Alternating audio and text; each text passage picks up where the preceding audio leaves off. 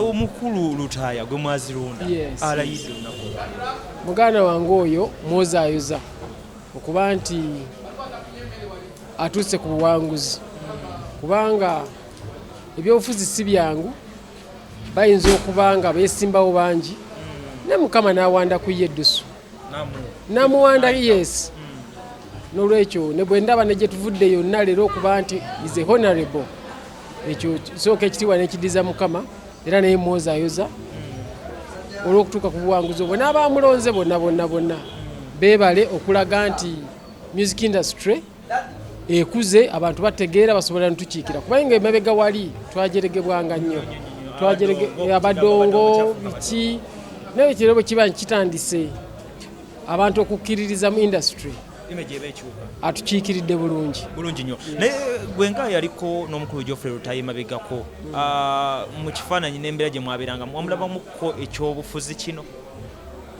obukulembeze bwalingamu kubanga bwe twabeeranga naye mu Eagles Band Eagles Production wabanga ali awo ng'atemya amakubo kana akasente tugende tukakole twali badde tukola bweti bwe tukola bweti ne bweti kale ng'aleeta nnyo amagezi agasobola otwongerako yakyalimu ekyobukulembeze enkolaganayo n'omubaka Ronald Geoffrey Lutaaya eyimiridde etya kuba emabegako olusi twajjanga tuwulira olusi temufunamukko ng'abaoluganda mufunamukko olusi obutakkaanya ne muddamu ne mukwatagana leero muyimiridde muti muganda waliwo emyaka gy'otuukamu nga tokyayinza kufuna mikwano mipya Lutaaya navubuka naye twava buto nga mukwano gwange ekyo kyekisooka ekyokubiri muliraanwa wange ekyokusatu nkoze naye ekyokuna muyimbi munnange enkolagana yaffe bambi musajja mulungi era tutuula nitukola ki twogera era bwe yali ng'agenda mu kampeyini ze kyenzijukira namugamba muganda nkwagaliza buwanguzi kyemanyi nti ogenda kuwangula naye nze okujja eyo kibi ekyo nga ntya Katonda nakimugamba namugamba nze kati okuddamu ne bandaba naawe kiki kibi kijja kuttira obululu kubanga abantu baffe tusiga bya bukyayi tobeeranga eyo prayers zange nkusabira okole ki oyitemu ekyo nakirimugamba nga muntu nemugamba kukyendaba ogenda kuwangula naye nze okujja nti obakola anything kibi naye kijja kudi campaign nga bajigamba walidde olwaki olina mayinja okufuna bulungi n'olwekyo kkiriza nti nkusabira genda era yes era yesaala kyekintu kye nasembayo okumugamba and up to now bwe yamaze okuwangula we talked ne mwozaayoza yes ne tumwozaayoza ne tunyumyamu ate kino akikola ku lwa bulungi bw'abantu n'olwekyo tuli ffe twafuukanga famire era wano wootusanze akabaga ke basanzeko kaaki nsanze Papa Misaki igwe Katalin Kusaasira Molina Ntume n'abalala kati mutabani wa muganda waffe omugenzi Fred Maiso leero bamutikidde diguri mu busawo abadde yes omwana mutabani we yes bamutikidde diguri y'obusawo okuva Makerere University. Alright, tuli powered by Sozo Properties. Sozo Properties bagula ebintu ebikozeeko ebyomu nyumba, restaurants, gym, saloon, properties nga amayumba n'amataka saako n'emmotoka nga bikyali mu mbeera nnungi basanga bakireka Kamuli Road n'ennamba z'essimu nga woozaba ku Facebook Sozo Properties obeera bafunye bulungi nnyo. Omukyala Mariam Massa, mukyala muyimbi, mukyala muzadde aliwo nnyo ku lw'abaana azayamba abaana mu nteekateeka ez'enjawulo munoonyeko ku Facebook page ye Mariam Music, YouTube Mariam for Children ate era ebintu bire nga bikutambula bulungi nnyo. Mbanjulira abaziwa and Sons. Ziwa and Sons ba suppliers b'ebikozesebwa mu kisenge okuli blankets, pillow, bed cover, amasuuka, towel, mosquito nets ez'omulembe, closets omugende engoye, ironing boards n'ebigwa mu kkowa eryo. So gwe essomero, ddwaliro, NGO, hotel osobola okubeera nga obanoonyaako ku Mukwana Arcade oba basobola okubeera nga bakudelivaringira ekyo ky'oyagala mu budde bwennyini ate okulaba nga otambula bulungi n'omulembe. Ennamba z'essimu nga woozirabaawo saako ku social media platforms zaabwe ez'enjawulo Ziwa and Sons ku lw'ebikozesebwa mu kisenge eby'omulembe. We tutuukidde tudde musajja kati member of parliament naye Udaman naye yayiseewo yes naye kati yeegaseeko ba manager Kayemba Solo bangi bonna bambi bonna mbozaayoza kubanga bagyeko ekivume ku art bwe baali batandika okwesimbawo abantu bagamba nga abayimbi bagenda kukola batya biki naye twebaza abalonzi nti tebaawuliriza bigambo olw'okuba nti omuyimbi bamujajinga nga mulimu gwe tebamujajinga nga muntu naye baabalonzi balabika batunulira muntu nga muntu tebamutunulira nga mulimu gwe mirimu mingi weegiri ne bagamba ono mulimi ono mulunzi ono musuubuzi bwe bajja okwesimbawo tebagamba nti omusuubuzi nti omulimi naye bwe kijja ku artist lwaki wayimba lwaki otategeera ina obuuza banne kyemugamba mwe musasula ddala ne muyingira nga musasula lwakuba tetutegeera nsuubira nti omuyimbi abeera ategeera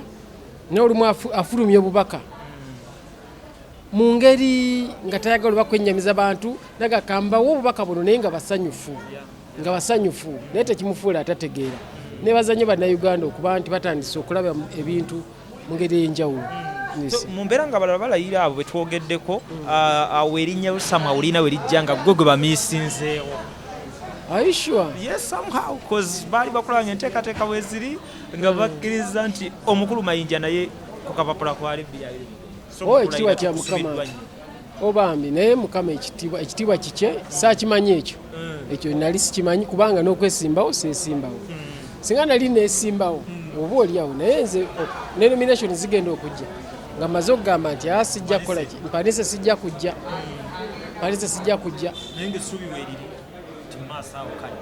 essaawa eno sisobola kugamba kiri political kubanga twakatandika ono ate banga abuuka ekitaba kyesinatuukako Parliament era bisengezeemu ababaka abato bazze bangi batunulizeemuko ekifaananyi kiki ebatunulidde na buvunaanyizibwa ki bwe batunulidde mu maaso awo nga bamaze okulayira ndowooza n'alisabye balonzi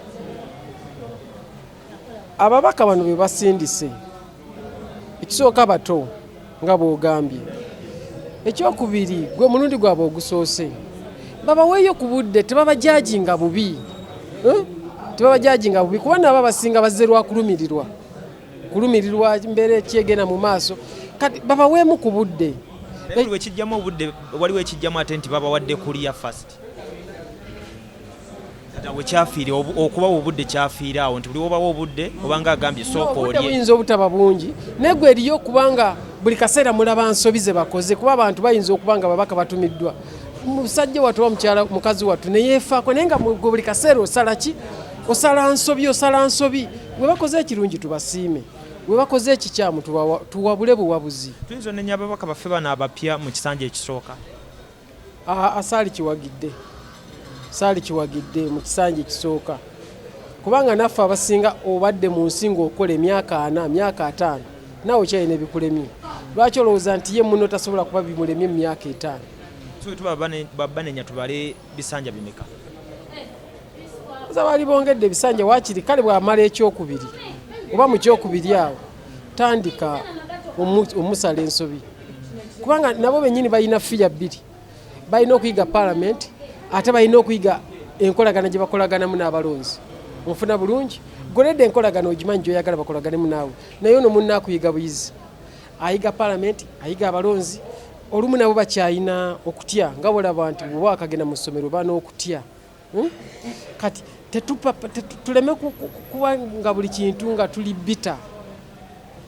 bita tubaweewo obudde tuvuge mpola tubagumiikirize kuba nabo so ababaka abo balaba nabo batugumiikiriza bugumiikiriza ne nabo tubagamba bingi n'agamba mpulidde nabo batugumiikiriza tugumiikiriziganye challenges ki ababaka ze bagenda okubanga basanga naddala abazze mu bifo byabo abamu nga babadde n'abaminisita be bajjeewo mu bifo ebyo challenge era challenge y'abantu kubutagumiikiriza kubanga bazze bapya ate nga olaba Hildaman ate nga mu kifo mwazze wabaddewo minisita Mulamba naye kati ekyo kyennyini sooka okiteeke mu mutima gwo nti Hildaman ono teyenkana ssente na minisita abadde minisita myaka 15 Rutaya wazze waliwo minisita Mulamba wa microfinance kati Geoffrey Rutaya wazze tannakola talina kasente bw'aba omukabidde ekizibu n'akuwayo kasobodde so in that balina kukwatagana naabo be bajje mu bifo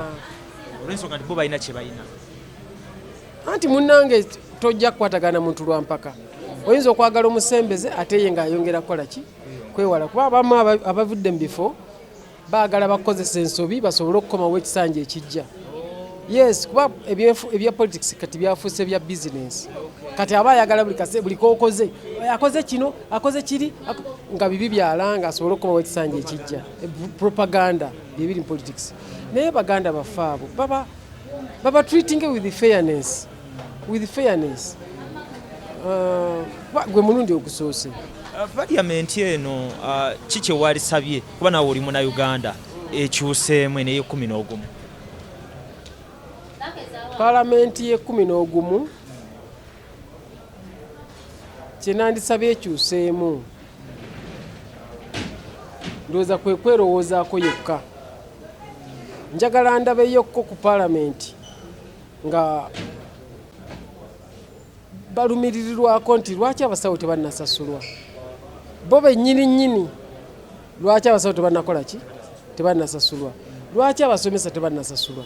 Bateekwa nti oba ennaku z'omwezi bwe ziti kuba kusasula abantu ofuna bulungi nti bw'oba basasula Parliament ku date eyo bameke sure nti ne bali abatali ba parliamentarians abasomesa abasawo babadde bakaaba nabo bakoze eki basasulwa. Naye ogenda n'olaba omusawo ng'emyezi 6 tasasulwanga, omusomesa n'agamba emyezi 5 sikola ki sisasulwanga, naye nga parliamentarian teri yali awezeza myezi 6 tasasulwanga. Kifuna bulungi kati balumirirwe nabali abatalina nnyo ddoboozi. Ekyemisaala kisigale kitya kisigale nga bwekiri golyoke nakyo kuba waliyo abantu eyo gye tuyitira nga bagamba emisaala gyabwe nga mingi. Sijja gamba nti emisaala mingi, demands nyingi ze bayina. Kino kanjogere kuba kati nze ndi freelancer. Ate political mu Uganda tuyina embeera nga munnabyabufuzi ekitone bwakuwa emitwalo 2 ogamba akuwadde ekitono, akuwa emitwalo 2 n'ogamba atampadde onayagala 5, naye nga tolowoozezaako nti abali mu constituency muli bameka n'olaba nti bamulonda emitwalo 2 naye buli egwatuka abo be baleese okulinnyisa demands. Buli omu agamba munne naye nga nfa ne balinnyisa. Kakati ekyo ekyemisaala kuba kati banagisala ebyetaago mu constituency bingi naye bo bennyini bamemba ba Parliament bateeke projects abantu zasobola okukola ezivaamu akasente abantu babe nti bayingiza. Kijja kubayamba bo bennyini okuwona okuvujjirira abantu kuba abantu tebalina ssente, abantu babeere bize nga balina byebakola. Nze kye nali njagala ennyo ewaffe nali njagala President atuyambe atwale amakolero mu bitundu by'ebyalo. Waliwo ebintu bye tufuna nga biva China. Bw'oba osobola okujja ekintu e China n'okituusa wano ongamba oti nti ekkolero bw'oliteeka e Gomba tebisobola kuva Gomba ne bituuka Kampala oba mu kitundu ky'eggwanga ekirala. N'olwekyo amakolero naddala gano agali wano mu Kampala gaveewo gayingire mu byalo. Wano mu Kampala tuli yaddeko ffe soda ne bw'omujja enammanve n'omutwala nga bamukolera Gomba tusobola omunya. Ne Kampala we wali namanve we bakolera amabaati buli kirungi kiri awo singa bigendako n'eri abavubuka batalina mirimu ne bw'aba akola nga ateeka amabaati ku trailer ne bw'aba akola bajja kufuna ku mirimu. Naye amakolero gennyini nago gali Kampala kuba bewala transport. Kyokka enguudo mu byalo zikoleddwa. Obadde otuwa endowoozayo ku ekyo kyennyini ekyokukyusa amakolero gagenda mu bitundu ebirala olowooza kuba ndabe somehow okitaddemu pulezidenti w'eggwanga nti gwe wali yagadde okwatagana ne pulezidenti w'eggwanga ebintu ebyo bikolebwe gy'obeera. Bano ababaka abazze naddala abagidde ku opposition kyali badde kya mpisa oba kyali badde kirungi okukolagana n'omukulembeze w'eggwanga mu kutereeza ebitundu byabwe? Nze ndowooza kyali badde kirungi kubanga kati nagambye nti kati njogeranga mazima yogeranga omunayuganda njogeranga omunayuganda okumanya ku byo kolagana naye musobole okutereza ebitundu byammwe kubanga buli kyosaba kaguba omusaala tetulimbalimba kaguba omusaala gukusasula era yagusayininga kati gwe jojja ssente lwaki toyogera naye nti ekkolero ndisaba baliteeke wano kubanga teri muna member parliament asobola kuzimba kkolero ekyo kimu. Teri member parliament asobola kujja makolero namave n'agatwala ewaabwe ng'ono takoze eki nga takkiriza. Kati politics w'obukyayi tumuveeko. Politics w'obukyayi tumuveeko, tukolaganire wamu, tudde ku mazima. Oba oli temukkaanya mu kibiina kya bufuzi nekkiriza nti parliament mutuula mwemu. Kyogamba ddala abantu abatukakasa teboogera olw'okuba nti simanyi tuula luli oludda ntuule luno kibanga kugaa nti abafumu bakyawagana era oli asula yekka mu kisenge ebibiba byakulimba. Tubeere riyo ate n'abalonzi tulekerawo okulonza obusungu. Obusungu wabulabyeko mu kalulu kano personally gwe wakirabyemukko obusungu ennonda y'omulundi guno? Mwabaddemu obusungu, abantu beeraze nnyo obukyayi ne politics yawedde. Leero Uganda baalizzeemu abantu ne baddamu ne babeera wamu kubanga omulonzi amaliriza nga yafiiriddwa. Kale nga tumaliriza omukulu, waliwo ekizze kyekuusa mu byobufuzi olwaleero. Awo omuntu okeera bukezi ku makya n'owulira ebbugumu oba oluvuuvuumo nti oyo bamuliisizza ssente, ono yalidde ssente weeziti. Tukitunulidde okulaba nti ne mu bano abazze waliyo abajja okwesanga bagambiddwa embeera eyo. Kyemmanyi nti naye wali obaddeko victim. Abantu bawano tutambulidde nnyo mu kusiga obukyayi. Oli kasita amanya nti kino kyekijja okunyiiza abantu kyabagamba. Asinziira mu kunyiiza abantu. Asinze yayagala nnyo okusiga obukyayi kubanga kubatambuliza abantu. Ye kasita abantu banyiiga nga ye olwafuna. Omuntu bayinza okugamba mu politics muwulirire ebintu mu kiseera ky'okulonda. Gundi yatta omuntu, oyo mulogo, oyo muki, okulonda bwe kuggwa. Toddamu kubiwulira. Neweebuuza nti gwe watugamba gundi alina omuzze gumubi bwe guti. Lwaki tewatulabulako luli nga tannajja mu byabufuzi nti omanyi waliwo abantu abazze mu byobufuzi ne balimba abantu. Nja kugererayo akagero kamu. Olina obudde nkunyumize? Ngerera akagero tugende naako. Kale kakati omwami omu yagwa mu nnyanja. Yali avuba n'agwa mu nnyanja kati n'akappa kagyekoma n'asangayo sitaani. Ku mulembe kyo nkugerera olugero teruba na mwaka. Kali bwasangayo sitaani ne bamwaniriza ne bamala omwaniriza n'agangudde mu nnyanja ko ye bulijjo abantu bagwamu munnaye naye tugenda kuzzaayo ne bamuwa n'ebirabo n'akomawo ku nsi. Naye bw'aba asibula n'agamba sitaani nti kale eyo gyenva abantu bakwogerako bubi, bagamba oli wa mutima mubi, tokola kiki. Ko sitaani nti ebigambo by'abantu naye nze ndi wa mutima mulungi. Mwami ono n'amugamba nti naye bw'oddayo ku nsi, n'amugamba bwe nzirayo lumu nja kudda nkukyalireko. N'akomawo n'ebirabo bye. Kati lumu n'addayo n'agwamu era n'addayo n'asiikana sitaani. Yasanga sitaani mukambwe. Sitaani n'amugamba sirwalira eri biki nakuba empi. N'amugamba ne mukama wange luli lwe najja eno wampa n'ebirabo. Ate kati oli mukambwe kiki ekyabaawo naleka nkunyizizza. Sitaani n'amugamba tosirwala luli wansanga ndi mu kampeyini naye kati omutuufu yenze. So abantu bano abeesimbyewo baleme kulaga ssanyu mu kampeyini, basigale nga bwe babadde mu kampeyini, tebafaanana sitaani. Kuba ne sitaani bwe musanga mu kampeyini aba ayogera bulungi naye bw'oddeyo nga kampeyini ziwedde akyuka era lulyagayoba ne omusajja yajjanga atuyiteko n'atubuuzaako kiki tetosirwa biri byali bya kampeyini. Olwekyo nsaba essanyu lye babadde balaga abantu, obwagazi bwe babadde balaga abantu mu kampeyini ligende mu maaso ku lw'obulungi bw'eggwanga.